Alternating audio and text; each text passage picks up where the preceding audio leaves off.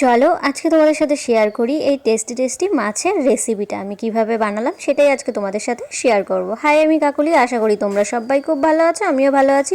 আর নতুন একটা ভিডিওর সঙ্গে আজকে আবার চলো। এখানে নিয়ে নিয়েছি 4টে কাতলা মাছ, আর এখানে একটু 2 রকমের সর্ষে আছে, আর কাঁচা লঙ্কা আছে, আর এখানে হচ্ছে টক দই আছে। আর টক দইটাকে আমি ভালো করে ফেটিয়ে নিয়েছি। ফেটিয়ে নিয়ে আর কি মাছটা এখন মাখিয়ে রেখে দেবো টক দইটা দিয়ে, যাতে মাছটা ভালো নরম হয় আর কি। আর 4টেই কিন্তু আমি কাতলা মাছ নিয়ে নিয়েছি। আর আমি এই রেসিপিটা প্রথমবার করছি, তাই ভাবলাম প্রথমবার আমার রান্না খুব সুন্দর হয়, প্রথমবারেই আমার রান্নাটা বেশি ভালো হয়। দ্বিতীয়বার যখন আর করতে যাই না, তখন জানি না আমার অতটা ভালো হয় না। তাই ভাবলাম প্রথমবার যখন করছি তোমাদের সাথে শেয়ার করেই নিই।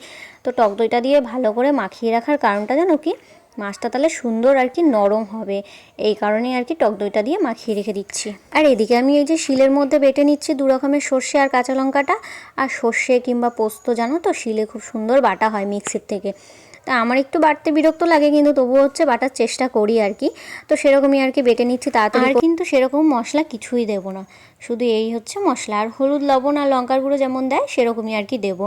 তো আমরা কিন্তু মেয়েরা সব কিছু শিলেও বাটতে পারি, আবার মিক্সিতেও বাটতে পারি, আবার কাঠেও রাঁধতে পারি, আবার গ্যাসেও রাঁধতে পারি, আবার ইন্ডাকশানেও, এই যে দেখতেই পাচ্ছ আমি ইন্ডাকশানে রান্না করছি, আবার ইন্ডাকশানেও রান্না করতে পারি।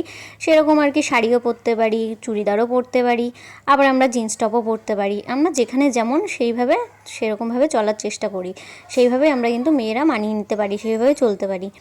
তো এখন এই যে হলুদ, লবণ আর ওই যে মশলাটা দেখলে ওই মশলাটা দিয়ে দিলাম। দিয়ে এখন ভালো করে সব কিছু মাখিয়ে নেব। আর অল্প করে এখন সর্ষের তেল দেবো জানো তো, কারণ হচ্ছে পরে আবার কড়াইয়ে একটু সর্ষের তেল দেবো, তার জন্য এখানে অল্প করে মেখে আর কি দিলাম।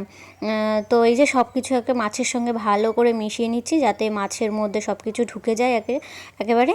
আর আমি কিছুক্ষণ এটা কিন্তু মাখিয়ে আর কি রেখে দেবো, 2 মিনিট 3 মিনিট মতন আর কি রেখে দেবো। আর এদিকে আমি বসিয়েছি একটা নিরামিষ তরকারি। ওই যে মশলা করতে করতে মাছের সব কিছু মাখতে মাখতে আমি নিরামিষ তরকারিটা আর কি সেদ্ধ আর কি হয়ে যাবে, তাই নিরামিষ তরকারিটা আগে বসিয়ে দিয়েছি। আর নিরামিষ তরকারিটা প্রায় দেখছো হয়েই গেছে। এখন এই যে নামানোর পালা, এখন নামিয়ে নেব।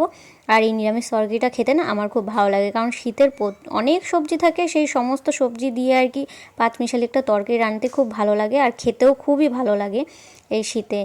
আর হচ্ছে এই সবজিটা খেতে না আমি বেশি ভালোবাসি, আমার বড়মশাই কিন্তু অতটা ভালোবাসে না, কারণ এর মধ্যে অনেকগুলো সবজি আছে, সেই সবজিও খাই না। তো এই দেখো আজকে 2টো রান্নাই কিন্তু আমার খুব প্রিয় রান্না আর কি বলতে পারো।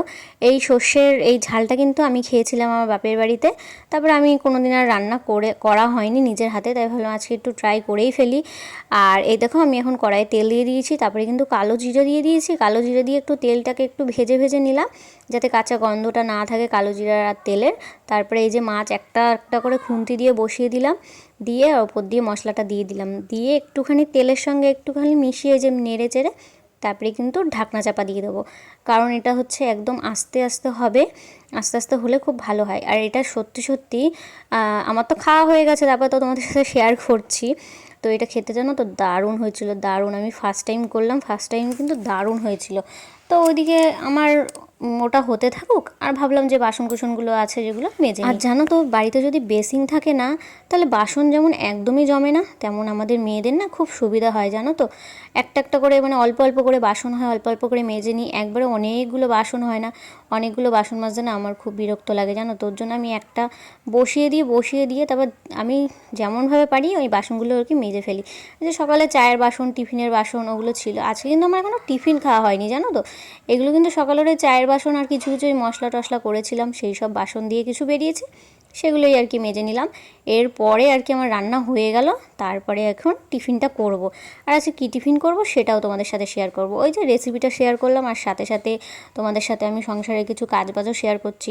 হ্যাঁ, এখন যদি সকাল দিকে বাসি কাজ থেকে তোমাদের সাথে শেয়ার করতে যাই, তাহলে ভিডিওটাও অনেক বড় হয়ে যাবে, আর হচ্ছে সময়টাও অনেকটা লাগবে। আর এখন না কেউ আর লং ভিডিও দেখতে না চায় না, ওর জন্য আমি যেদিন সকালের ভিডিও শেয়ার করি সেদিন সকালেরটুকুই, আর যেদিন রান্নাবান্না শেয়ার করি সেদিন রান্নাটুকুই। আর তোমরা যদি বলো যে না একদিনই আমি পুরোটা দিতে, তাহলে অবশ্যই দেওয়ার চেষ্টা করব। তো এইদিকে দেখতেই পাচ্ছ আমি মাছটা একবার কিন্তু উল্টে পাল্টে দিলাম, উল্টে পাল্টে দিয়ে এখন আমি এর মধ্যে একটু ধনেপাতা আর কাঁচা লঙ্কা ওপর দিয়ে দেবো, দিয়ে তারপরে আবার একটু ঢাকনা চাপা করে দেবো।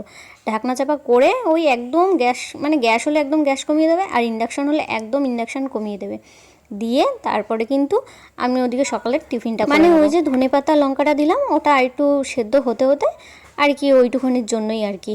তো যাই হোক, এখানে আমি সকালবেলা নিয়ে এসেছিলাম ছেঁড়া পরোটা, আর হচ্ছে এই যে ছোট ছোট সোয়াবিন দিয়ে সুন্দর তরকারি করেছে। আর এই পরোটা আর এই তরকারিটা না খেতে খুব স্বাদ হয় জানো তো।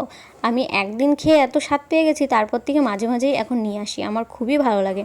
তো এখানে এই যে মাছের ঝোলটা কিন্তু আমার পুরোপুরি কমপ্লিট হয়ে গেছে, এখন আমি নামিয়ে নিচ্ছি। ঝোল না, সরি, মাছের ঝাল।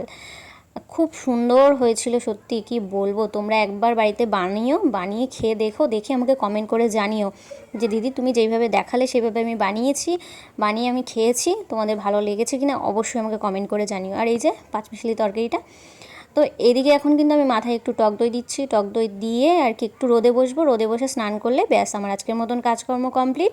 তো এই পর্যন্তই ছিল আজকের ভিডিওটা। তোমাদের রেসিপিটা কেমন লাগলো সেটাও জানিও, ভিডিওটাও কেমন লাগলো জানিও। তো আজকের মতন টাটা।